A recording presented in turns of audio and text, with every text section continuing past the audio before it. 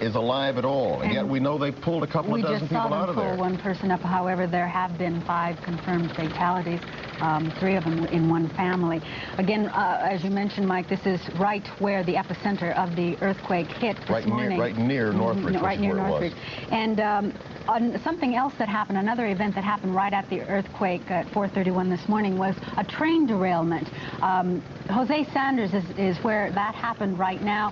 Jose, exactly where did that train derail? And I understand there's a possibility of some hazardous materials involved. Linda, let me tell you all this. So first I want to show you the sheer force. You want to know how powerful an earthquake is.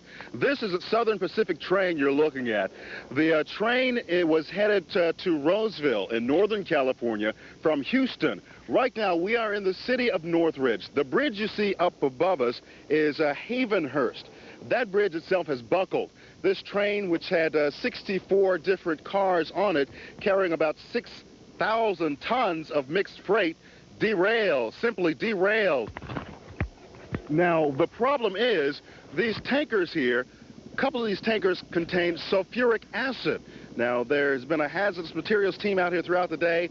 There's a truck on the way to mop up some of this stuff.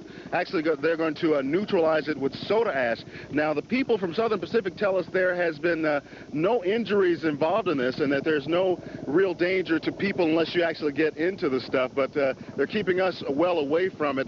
They say they should have this whole thing cleared and the track open once again by tomorrow.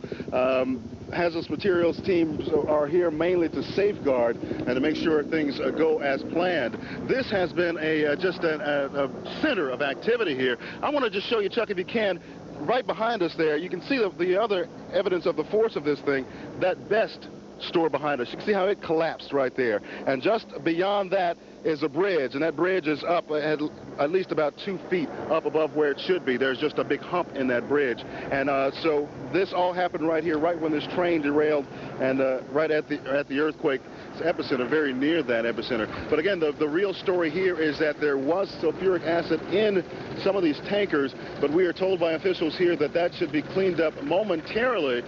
They assure us that there's no actual danger to the public unless you actually come into contact with that stuff, and they are making sure that does not happen. Actually, there's a truck on the way pretty soon that will be neutralizing it with sulfur ash, and I should say with soda ash, and it should be clear pretty soon.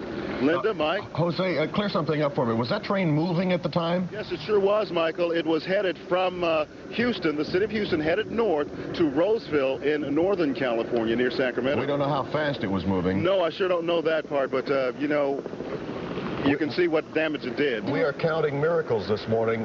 Train derailments seldom come without some kind of casualties. And you say nobody was even injured at all? Not a scratch, according to the people from Southern Pacific. And that in itself is another one of those miracles you've been speaking about. Really?